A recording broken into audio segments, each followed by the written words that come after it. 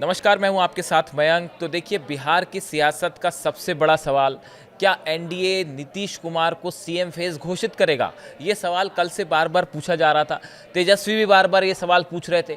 आज बिहार में प्रधानमंत्री नरेंद्र मोदी की सभा हुई और समस्तीपुर में सभा हुई और उन्होंने खुद इस सवाल का जवाब दे दिया।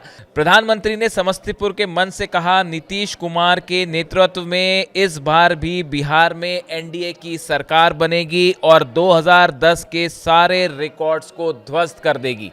देखिए, प्रधानमंत्री मोदी की तरफ से बड़ा बयान दिया गया है, जिसे एक बड़ा इशारा भी माना जा रहा है। हम आपको सुनाते हैं पीएम मोदी ने नीतीश कुमार को लेकर क्या कहा। इस बार बिहार में भी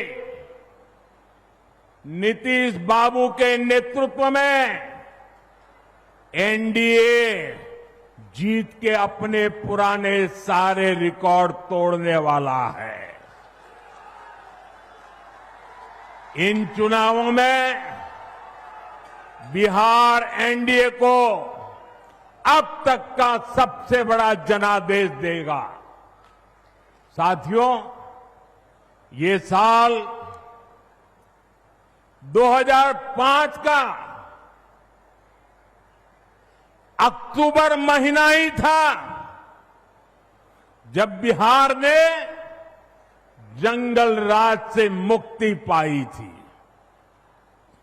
नीतीश जी के नेतृत्व में एनडीए का सुशासन शुरू हुआ था, लेकिन उस दौर में 10 साल तक केंद्र में कांग्रेस आरजेडी की सरकार रही।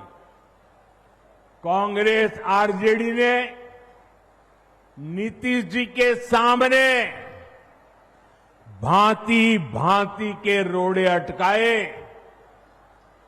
बिहार का नुकसान करने में दिल्ली में बैठी हुई कांग्रेस और आरजेडी की सरकार ने 10 साल तक कोई कमी नहीं रखी थी।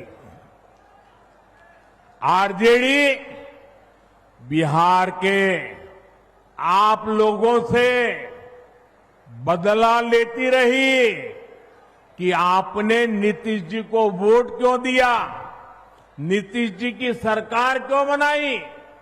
हालत तो ये थी कि ये आरजेडी वाले कांग्रेस को आए दिन धमकाते थे, धमकी देते थे कि अगर बिहार में आपने नीतीश जी की एक भी बात मानी, भाजपा एनडीए की एक भी बात मानी, बिहार में अगर कोई प्रोजेक्ट दिया तो फिर आरजेडी कांग्रेस का समर्थन तोड़ देगी और सरकार गिर जाए, ऐसे डराते थे। साथियों, नीतीश जी ने स्वर्गीय सुशील मोदी जी, स्वर्गीय रामविलास पासवान जी और आज हमारे जीतन राम मांझी जी, उपेंद्र कुशवाहा जी, भाई चिराग, सबके साथ मिलकर नीतीश जी दिन रात काम कर रहे हैं। बिहार को उस बड़ी मुसीबत से बाहर निकाला है। अब 2024 के बाद से बिहार में विकास का एक नया दौर शुरू हुआ है। आज बिहार का ऐसा कोई कोना नहीं है जहां विकास का कोई न कोई काम न हो रहा है। आप किसी भी दिशा में 50-100 किलोमीटर चले जाइए, आपको केंद्र सरकार या तो राज्य सरकार द्वारा कोई न कोई विकास का काम चलता हुआ दिखाई देगा।